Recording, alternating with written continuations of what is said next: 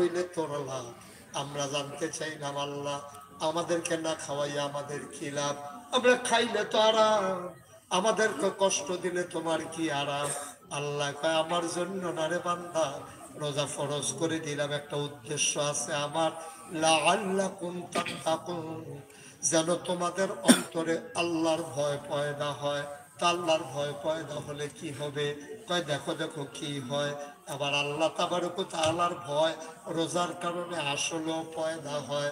ভাই সেহরি খেতে উঠেছেন, আপনার সারা জীবনের অভ্যাস, আপনি গোশত দিয়া মাছ দিয়া খাওয়ার পরে দুধ ভাত কলা ভাত না খাইলে আপনার পেটই ভরে না। আপনি দুধ দিয়া কলা দিয়া মাখাইয়া খেজুরের গুড় দিয়া ভাতগুলো রেডি করেছেন, মাত্র লোকমা দেবেন, লোকমাটা মুখের কাছে আনতেছেন, এখনো মুখের ভিতরে দেন নাই। আপনি হঠাৎ করে মসজিদের মিনার থেকে মুয়াজ্জিন ডাক দেয়া কয় সাবধান, খাওয়া দাওয়া বন্ধ করেন, এই সেহরির সময় শেষ। লোকমাটা উঠে আসছিল মুখের কাছে, মুখের ভিতরে চলে যায় না নিচে নেমে যায়? আপনি মুখের কাছে নিয়ে গেছেন, কেউ দেখে নাই, পিছনে কোনো পুলিশ নাই, র্যাব নাই, গোয়েন্দা নাই, দলীয় ক্যাডার নাই, রান্না করুন না নাই, গুম করুন না নাই, আয়না গরণে অন্য নাই। এরপর আপনি খান না, কারণ আপনার মনে জানে যে কেউ দেখে না, একজন দেখেন, তিনি কে? তাহলে আল্লাহর ভয় যেটা উদ্দেশ্য আল্লাহ রোজা দিছিল, তাহলে আমরা তো উদ্দেশ্য পূরণ করছি তো আল্লাহ। এই যে আল্লাহ আপনি যে আমার রোজা দিচ্ছেন দেখছেন, যখন মিনার থেকে বলছে যে খাবার টাইম শেষ, আমি ইচ্ছে করলে খেয়ে ফেলতে পারতাম, কিন্তু আমি খাই নাই, আপনাদের ডরাইছি। তা আপনি যে উদ্দেশ্য রোজা দিছিলেন, উদ্দেশ্য আমরা সফল করে দিয়েছি।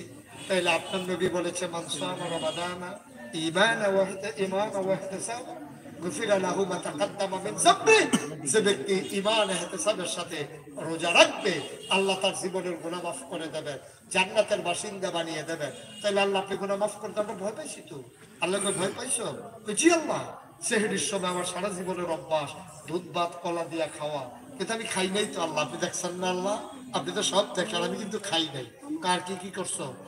সেহরির সময় শরবত ছিল, তুকমার দানা, ইসুফুলের বসি ঢালেন শরবত, তরমুজ ব্লেন্ডার, ট্যাং, সিভিটা, রুয়াবসা, শরবতের অভাব নাই। পিপাসায় বুকের ছাতি ফেটে যায়, বারবার খেতে মন চায়, খাই নাই তো আল্লাহ। ওই টেলিভিশন ছেড়ে রেখে দিয়েছি, ঘড়ির ভিতরে অ্যালার্ম দিয়ে রেখেছি, বাচ্চা ছেলেটারে বারান্দায় দাঁড় করিয়ে রেখেছি, দেখি মসজিদের মিনার থেকে ঘোষণা আসে নাকি। আল্লাহ খাই নাই, খাই নাই, শরবত ছিল, মজার খাবার ছিল, খাই নাই যতক্ষণ সময় না হয়। তুমি যতক্ষণ পর্যন্ত বলেছ ওই সময় আসার আগ পর্যন্ত আমি আল্লাহ খাই নাই, তাইলে তোমাকে তো ভয় পাইলাম। আল্লাহ ফাইন, মোস্ট ওয়েলকাম, আহলান সাহলান মারহাবা, আমার জগতে তোমাকে স্বাগত। তবে প্রশ্ন হইল 11 মাস যেন সব জায়গায় এই ভয়টাকে তুমি কাজে লাগাইতে পারো, ঠিক কিনা?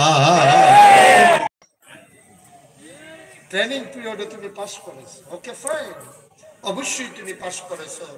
সেহরির সময় খাও নাই, সময় শেষের পরে ইফতারির সময় খাও নাই, সময়ের 1 মিনিট আগে তুমি ট্রেনিং এর সময় পাস। তোমার যখন আবার ফেনি বদলি করছে, তুমি সারদার ট্রেনিং এর সাংঘাতিক পাস করছো, তুমি লাভ দিয়া খাল ফাড়ি গেছো, তুমি একেবারে বাসের মাথায় উঠে গেছো, তুমি লং জাম্প দূরে চলে গেছো, তুমি পুলিশ ট্রেনিং এ সারদা ট্রেনিং এ তুমি পাস করেছো। যেই মাত্র তোমার বদলি করে মিরের সবাই থানায় ফাড়াইছে, এই যে ঘুষ খাওয়া শুরু করছো, ট্রেনিং এ পাস, কর্মজীবনে ফেল। ট্রেনিং এ তুমি পাস করেছো, কর্মজীবনে তুমি ফেল করেছো। এই জন্য আমরা দেশে একটা কথা কয়, মাছের রাজা ইলিশ, চাকরির রাজা ফুলি। ইচ্ছা মতো খা, আম যদি ঠিক কিনা কও? খাবি খাবি,